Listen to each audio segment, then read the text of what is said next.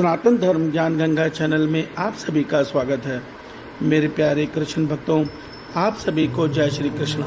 श्री भगवान आप सभी का जीवन आनंदमय, मंगलमय, भक्तिमय तथा धर्म पथ पर अग्रसर करें, ऐसी मेरी श्री भगवान जी से प्रार्थना है। मेरे प्यारे कृष्ण भक्तों, सनातन धर्म ज्ञान गंगा चैनल के आज की वीडियो में हम सब भगवान श्री कृष्ण जी की कृपा से श्रीमद् भगवद गीता के अध्याय 4 के संपूर्ण सार को सरल रूप में समझने का प्रयास करते हैं। जय श्री कृष्णा। मेरे प्यारे कृष्ण भक्तों, श्रीमद् भगवद गीता के अध्याय 4 को ज्ञान कर्म संन्यास योग कहा गया है। इसका सरल अर्थ यह होता है कि सच्चा संन्यास केवल गेरुआ वस्त्र धारण करके त्याज्य कर्मों का त्याग करना ही सच्चा संन्यास नहीं है। सच्चा संन्यास है मन से सन्यासी हो जाना। आइए हम सच्चे सन्यासी के आचरण को एक उदाहरण से समझते हैं। मेरे प्यारे कृष्ण भक्तों, ऋषि उतक अपनी साधना से अपने भीतर ज्ञान के प्रकाश को पा चुके थे। उन्होंने कर्म योग की साधना सिद्ध करके सच्चा संन्यास ग्रहण किया था, अर्थात सच्ची ज्ञान की अवस्था को पाया था। तब स्वर्ग लोक में यह चर्चा चली कि क्यों ना इनकी परीक्षा ली जाए। तब राजा इंद्र ने उनको स्वर्ग लोक में आमंत्रण दिया। एक माह का आमंत्रण में ये कहा गया कि आपको स्वर्ग के सारे सुख भोगने को मिलेंगे और उर्वशी का नित्य देखने को मिलेगा। ऋषि उतक उससे विचलित नहीं हुए, ना ही वो उससे प्रसन्न हुए। वो उसका अपना कर्तव्य समझ कर कि देवताओं का बुलावा आया है, वो वहां गए। उन्होंने स्वर्ग के हर सुख को देखा, भोगा, मगर उसमें लिप्त नहीं हुए। वो हर सुख को भोगते हुए उनका मन अपने ईश्वर के आनंद में स्थिर था, अर्थात उनको किसी सुख में कोई आनंद नहीं आया, कोई सुख नहीं आया। उन्होंने वो सुख समभाव से अर्थात विरक्त भाव से भोगे। इसी प्रकार उन्होंने उर्वशी के नृत्य को देखते हुए अपनी आंखें बंद नहीं की, बल्कि उर्वशी के नृत्य को देखकर वो ये सत्य समझ रहे थे कि शायद मेरे ईश्वर की यही रजा है, और वो अपने ईश्वर के आनंद में मगन थे। उर्वशी नृत्य कर रही थी और उनको कोई प्रभाव नहीं पड़ रहा था, अर्थात कि इंद्रियां जरूर उस नृत्य को देख रही थी, मगर उनका मन परमात्मा में स्थिर था। मित्रों, यही होता है सच्चा सन्यास। भगवान ने यही सन्यास हमें गीता में बताया है कि जब हम हर कर्म इसी भाव में करते हैं, अनासक्त भाव में करते हैं, तो हमें ऐसी कर्म का कोई कर्म फल बंधन नहीं बनता। क्यों? जब हमारे मन में परमात्मा के प्रेम में हमारा मन लिप्त होता है, तो हमारा शरीर कुछ भी कर्म करे, उस कर्म का कोई कर्म फल बंधन नहीं होता। मेरे प्यारे कृष्ण भक्तों, आइए हम अध्याय 4 को सरल रूप में समझने का प्रयास करते हैं। जय श्री कृष्णा। मेरे प्यारे कृष्ण भक्तों, श्रीमद् भगवद गीता के अध्याय 4 को हम 4 भागों में विभक्त कर सकते हैं। पहले भाग में भगवान ने हमें यह सत्य बताया है कि ईश्वर इस संसार में क्यों अवतरित होते हैं। दूसरे भाग में भगवान हमें कर्म, अकर्म, विकर्म का भेद बताते हैं। तीसरे भाग में भगवान हमें यज्ञ दर्शन अर्थात वास्तव में यज्ञ का अर्थ क्या है, ये सत्य समझाते हैं। और अंत में भगवान हमें ज्ञान योग के विषय में बताते हैं। मेरे प्यारे कृष्ण भक्तों, आइए हम इसे सरल रूप में समझते हैं। जय श्री कृष्णा। मेरे प्यारे कृष्ण भक्तों, श्रीमद् भगवद गीता के अध्याय 4 के आरंभ में भगवान श्री कृष्ण जी अर्जुन से कहते हैं, हे अर्जुन, क्योंकि तू मेरा प्रिय भक्त और मेरा सखा है, इसलिए मैं तुझे यह अविनाशी योग बताता हूँ जो मैंने सृष्टि के आरंभ में सूर्य को दिया। भगवान अर्जुन को यह सत्य बता रहे हैं कि हे अर्जुन, जो ये ज्ञान तुम्हें मैं बता रहा हूँ, यह दिव्य ज्ञान सृष्टि के आरंभ में मैंने सूर्य को दिया है। जिसको सुनकर अर्जुन भ्रमित हो जाता है। वो ये भगवान से प्रश्न करता है कि हे ईश्वर, हे कृष्णा, आपका जन्म तो इस युग में हुआ है, आपने सृष्टि के आरंभ में किस प्रकार ये ज्ञान सूर्य को दिया? तब भगवान उसके मन के भ्रम को समझते हुए उसको यह सत्य बताते हैं कि हे अर्जुन, मैं ही समस्त ब्रह्मांड का ईश्वर हूँ, मैंने ही सृष्टि को रचा है। और मैं अपनी सृष्टि में जब जब धर्म की हानि होती है और अधर्म बढ़ने लगता है, तब तब अपने आप को एक स्वरूप में रचकर अपनी प्रकृति को अपने अधीन करके इस सृष्टि में अवतरित होता हूँ। मैं हर युग में धर्म की स्थापना के लिए और अधर्म के नाश के लिए अवतरित होता हूँ। मेरे अवतार रहने का उद्देश्य केवल यही है कि जो अधर्मी है मैं उनका नाश करता हूँ, मैं अधर्म का नाश करता हूँ और धर्म की स्थापना करके इस सृष्टि में पुनः अपने धाम को वापस जाता हूँ। मेरे प्यारे कृष्ण भक्तों, इसके बाद भगवान बताते हैं कि हे अर्जुन, मैंने ये सृष्टि प्रकृति के 3 गुण सत्य, रज, तम में बनाई है।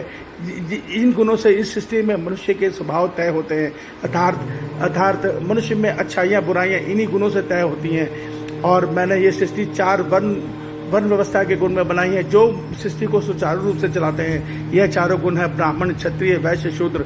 इसमें ब्राह्मण ज्ञान का गुण है, क्षत्रिय शूरवीरता का गुण है, और वैश्य खेती, गोपालन, अन्य क्रय विक्रय द्वारा संसार की सेवा करने का गुण है, व्यापार द्वारा संसार की सेवा का गुण है, और शूद्र सबकी सेवा भाव में जीवन जीना ही शूद्र गुण है। मेरे प्यारे कृष्ण भक्तों, इसके आगे भगवान बताते हैं क्योंकि मनुष्य की गति कर्म से तय होती है, इसलिए मनुष्य को कर्मों की गहन गति को समझना चाहिए।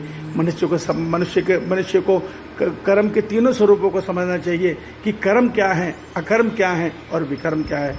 इसके आगे भगवान हमें यह सत्य बताते हैं कि जब कर्म शास्त्र कर्मों को सकाम भाव से किया जाए ऐसे कर्म कहलाते हैं, मगर जब कर्म में निज स्वार्थ जुड़ जाता है और दूसरे का द्वेष भाव जुड़ जाता है और दूसरे का अहित होना आरंभ हो जाता है, तो ऐसे कर्म विकर्म होते हैं, अर्थात पाप कर्म बन जाते हैं। और जब कर्म निष्काम भाव में, निष्काम कर्म योग में किए जाते हैं, संसार सेवा में, जनहित में, निज फल इच्छा को त्याग कर ऐसे कर्म अकर्म बन जाते हैं, अर्थात ऐसे कर्मों का कोई कर्म फल बंधन नहीं होता। भगवान हमें यह सत्य बताते हैं कि जब हम मनुष्य सकाम कर्म करता है, अर्थात फल इच्छा से कर्म करता है, तो वो अपने किए कर्म के कर्म फल बंधन में बंध जाता है और उस मनुष्य का जन्म मरण चक्र नहीं टूट पाता। अर्थात हम इस जन्म में अपने पिछले जन्मों के कर्मों को भोग रहे हैं और अज्ञानवश फल इच्छा से शरीर सुख और परिवार सुख के जो कर्म कर रहे हैं उसके किए कर्म फल बंधन में बंध रहे हैं, जिससे हमारा आने वाला जन्म तय हो रहा है। इसी को तोड़ने का मार्ग है अकर्म अर्थात निष्काम कर्म योग।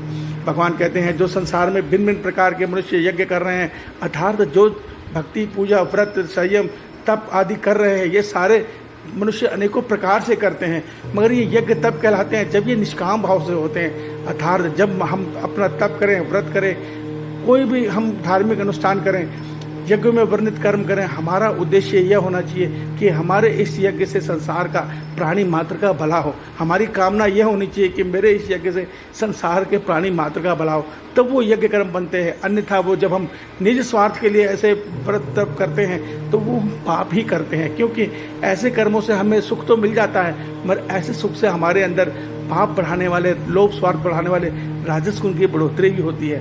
तो भगवान कहते हैं कि मनुष्य को यज्ञ कर्म करने चाहिए, इसलिए मनुष्य का कल्याण है।